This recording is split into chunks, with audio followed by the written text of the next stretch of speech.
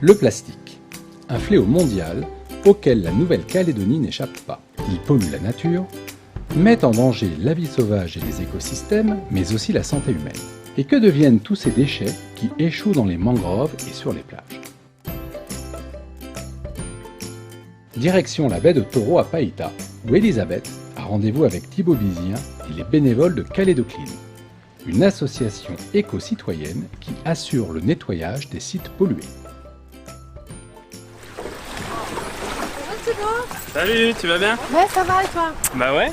Écoute, je suis ravie de participer à cette action de ramassage avec ton association aujourd'hui. Alors explique-moi, on va où et qu'est-ce qu'on va faire? Alors en fait, on va aller de l'autre côté là-bas.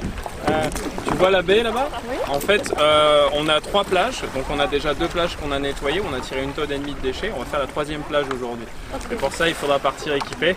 Ok.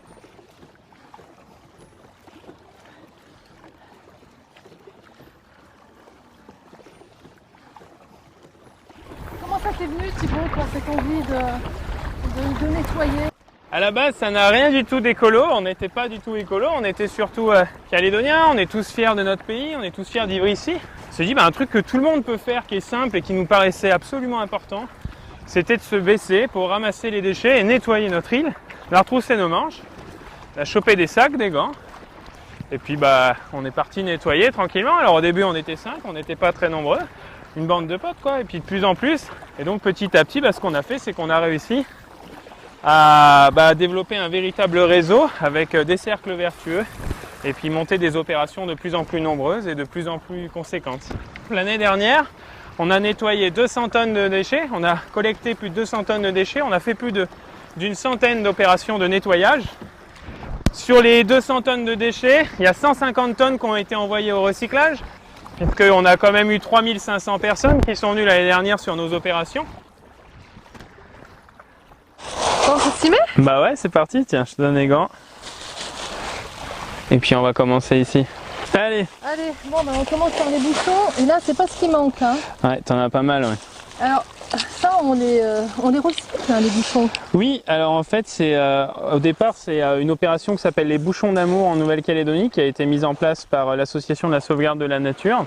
Et donc en fait, l'objectif, c'est de recycler les bouchons pour pouvoir ensuite débloquer des fonds qui vont servir à soutenir le handicap en Nouvelle-Calédonie, donc soit pour des projets individuels ou collectifs. Et donc aujourd'hui, c'est justement nous, Calédocline, avec SOS Mangrove, qui gérons ce projet. Et donc on a la chance d'avoir un recycleur local qui est EcoPavement, et avec lequel nous pouvons donc envoyer ces bouchons au recyclage et qui donc est partenaire pour cette opération. Lui, il fabrique des dalles, hein, c'est ça, avec du plastique recyclé. Exactement, et de la scorie également. Bon, on a aussi des briquets. Les briquets, on en trouve en très grosse quantité. C'est un truc qu'on a beaucoup avec les bâtons de sucette notamment. Ah. C'est assez impressionnant, les bâtons de sucette, tu vas voir, il y en a énormément. Bah tiens, hop, on met les bouchons de côté alors. Oui, on va mettre les bouchons de côté.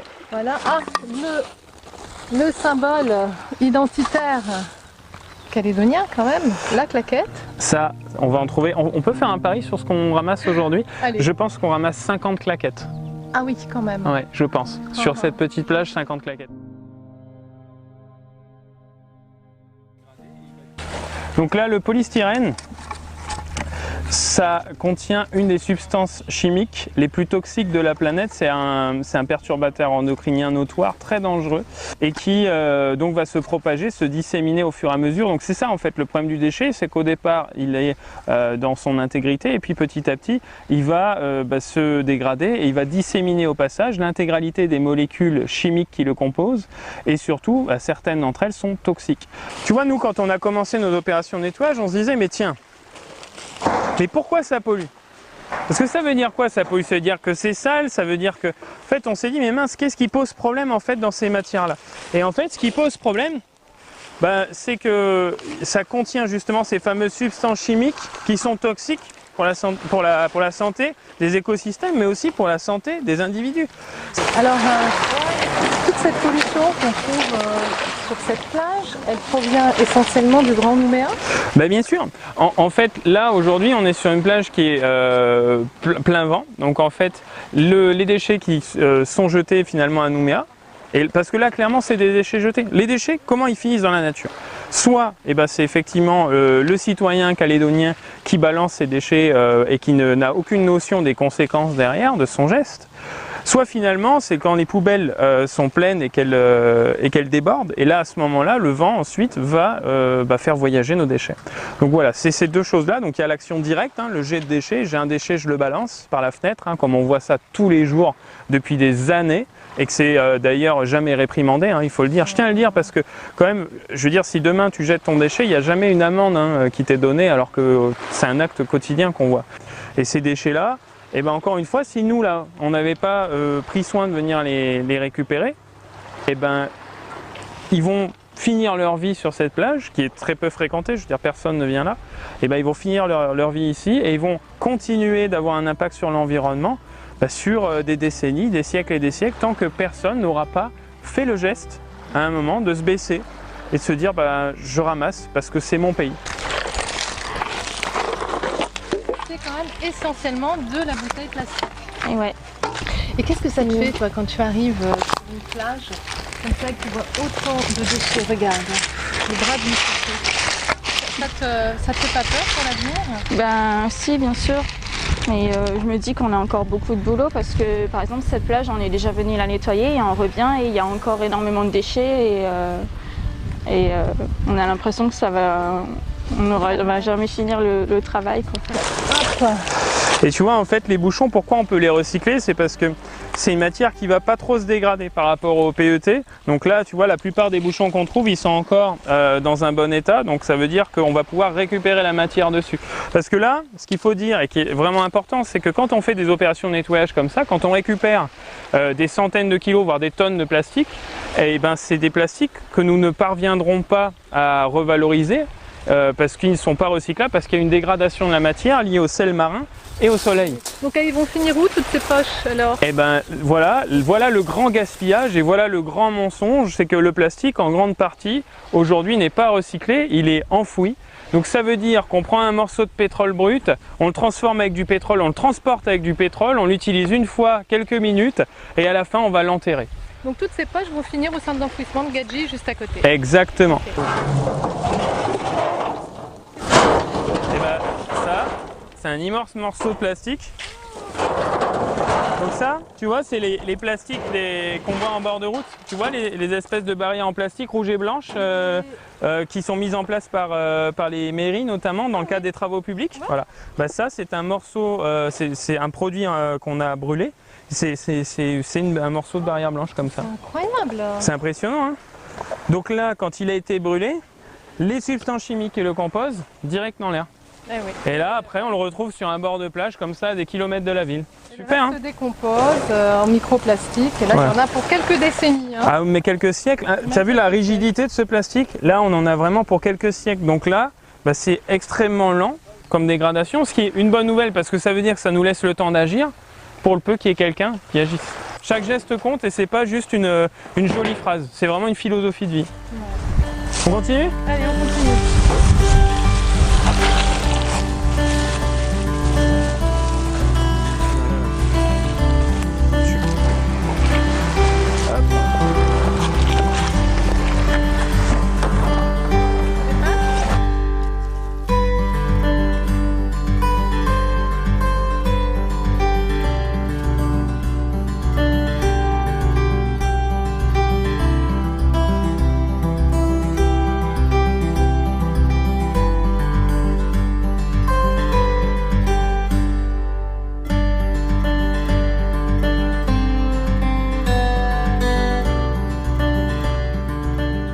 Une loi plastique est entrée en vigueur en Nouvelle-Calédonie en 2019.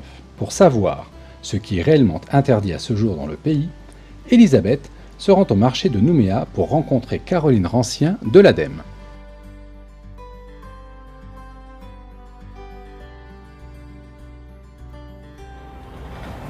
Bonjour Caroline. Bonjour Elisabeth. Comment vas-tu? Bien et toi? Écoute, très bien, très bien. Je m'interroge en ce moment sur la loi plastique en Nouvelle-Calédonie et donc je viens te voir pour qu'on en parle un peu et puis surtout que tu m'expliques quelle est l'origine de cette loi. Eh bien, cette loi intervient dans un contexte de prise de conscience au niveau international des problèmes environnementaux liés au plastique. Un chiffre, si on continue comme ça, en 2050, c'est-à-dire dans 30 ans, il y aura autant de poissons que de plastique dans les océans. Donc face à ce constat, un certain nombre de pays ont décidé de mettre en place des réglementations pour interdire les plastiques à usage unique et c'est ce qu'a fait la Nouvelle-Calédonie l'année dernière. Il y avait une importante production de plastique en Nouvelle-Calédonie, je pense notamment aux poches plastiques qu'on appelle ici des pochons.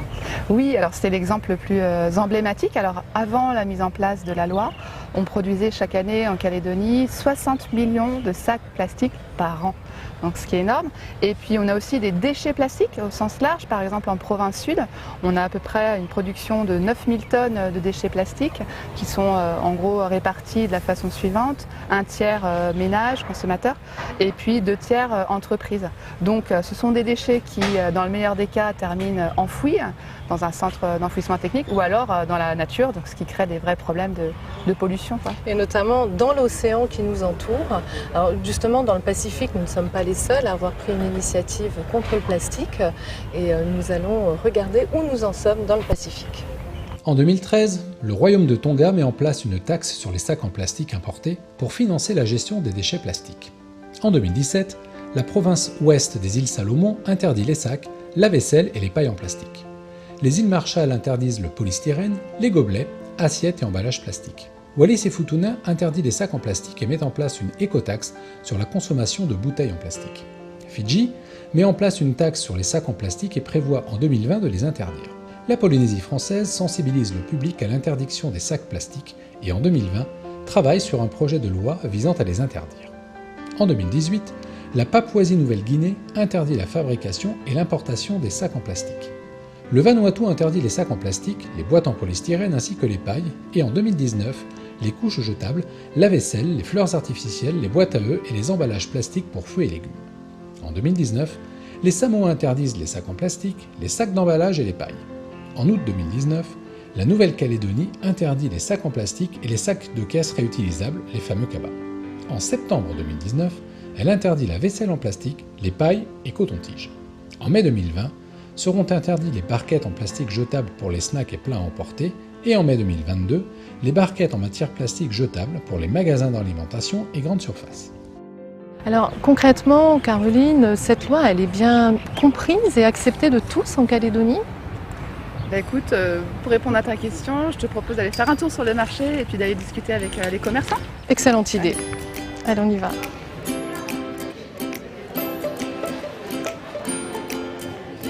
Bonjour Yorita. Ça va ? Oui, ça va bien et toi ? Oui. Ben écoute, on vient te voir pour savoir un petit peu comment tu vis la loi plastique en Calédonie, comment tu l'as vécue au moment où elle est passée. Depuis un moment, je le bien, donc à travers mon engagement écolo, dans Action Biosphère. Et puis après, les gens maintenant, au début, c'était les sachets, on donnait beaucoup de sachets papier, tout ça. Et puis j'ai demandé aux gens d'essayer de réduire un peu leur impact sur l'environnement et de réutiliser d'utiliser leur cabas, leurs sachets papier. Et donc voilà, les emballages, tout ça. Beaucoup de gens viennent directement avec leur panier et ils achètent les fruits et légumes en vrac ? Ah oui, absolument, toujours.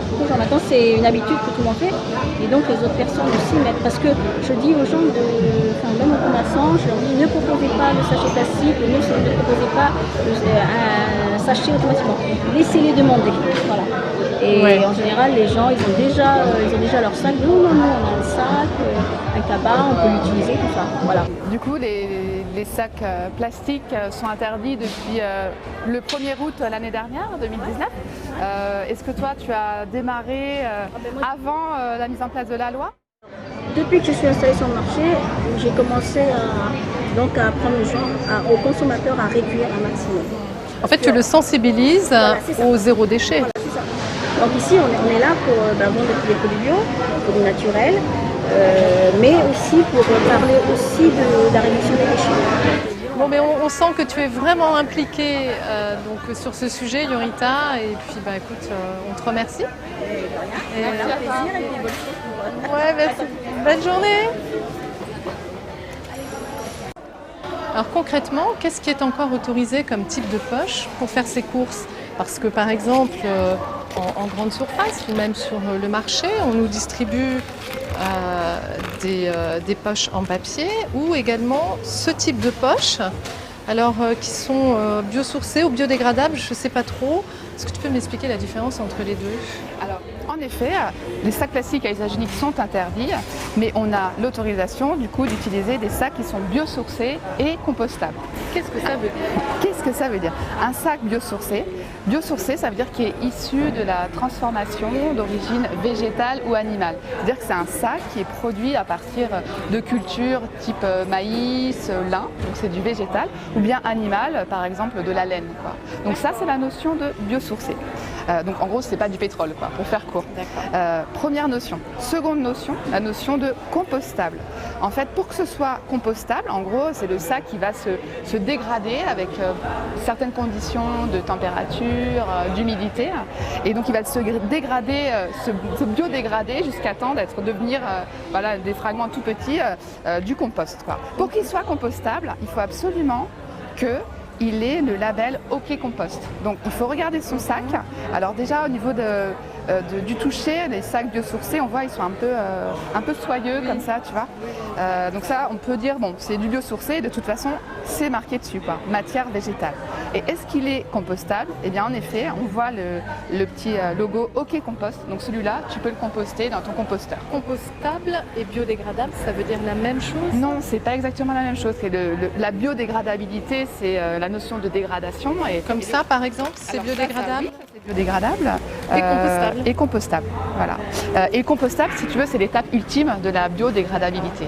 D'accord. Alors, si je n'ai pas de compost, comment je fais? Qu'est-ce que je fais de cette poche? Je la mets à la poubelle?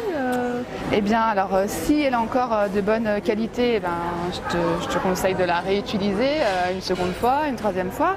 Mais à la fin, en effet, en termes de qualité, ça risque de se dégrader et donc ça terminera en déchet. Donc, c'est pas non plus la solution idéale d'une certaine façon.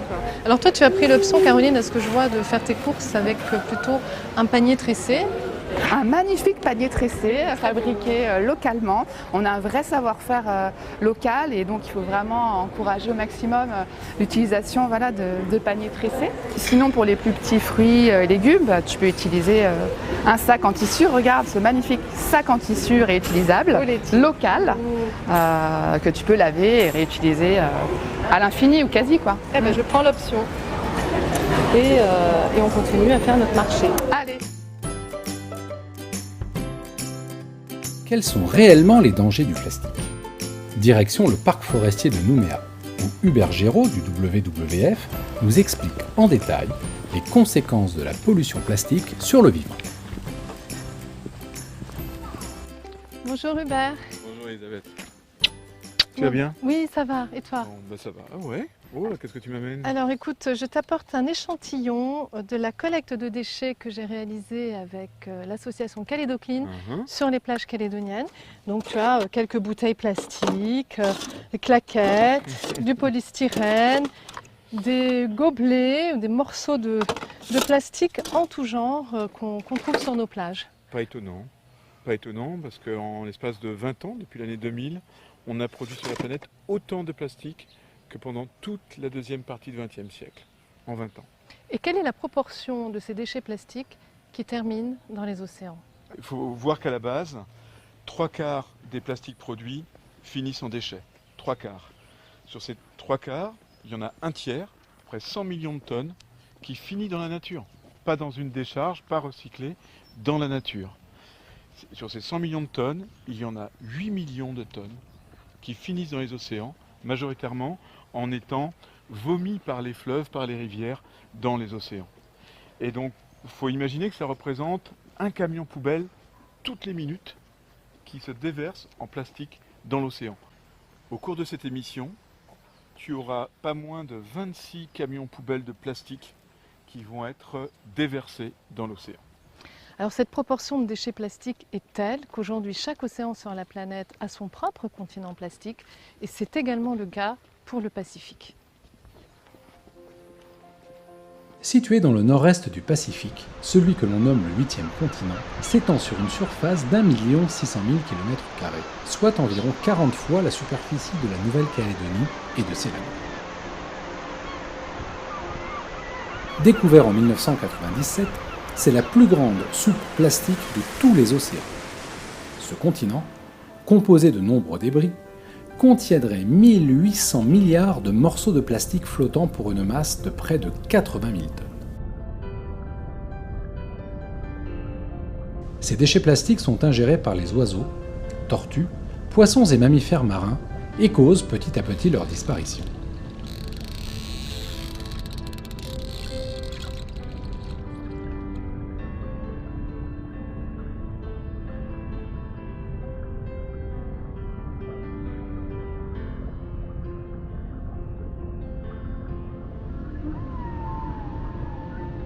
Ces morceaux de plastique se décomposent ensuite jusqu'à devenir des microparticules, puis des nanoparticules de plastique que l'on retrouve jusque sur le plancher océanique.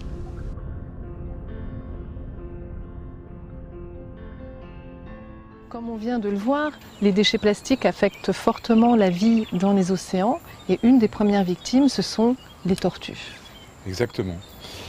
Quand on a l'occasion d'autopsier une tortue, ce que l'on a fait sur les plages de Guyane par exemple, eh bien à l'intérieur, qu'est-ce qu'on trouve?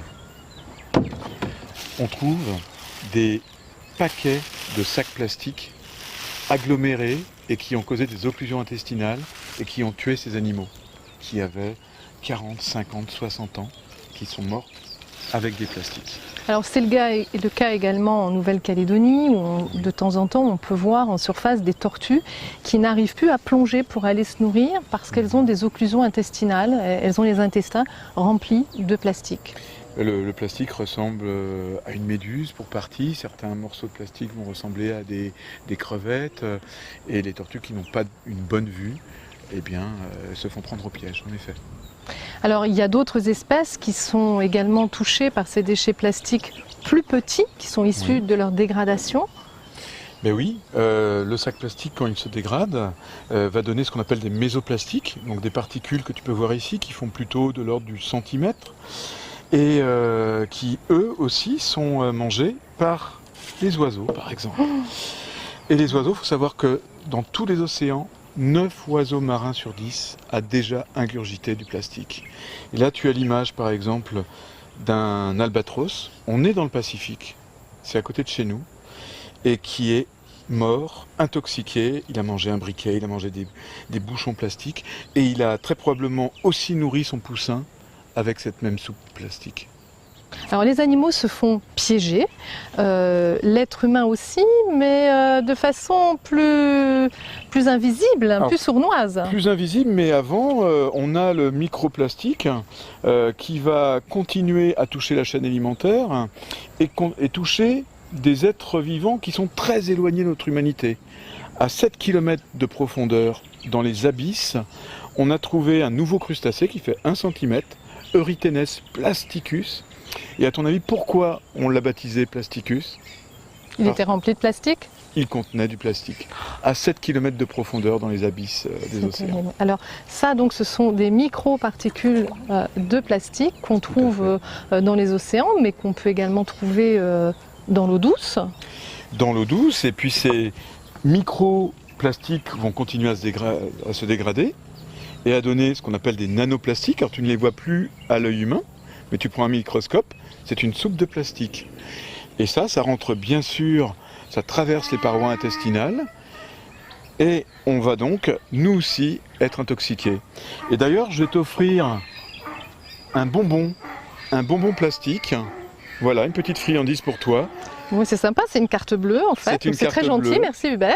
Mais de rien, Elisabeth, c'est ce que tu ingères chaque semaine en plastique. 5 grammes de plastique. Quand même, chaque semaine de ma vie. Oui.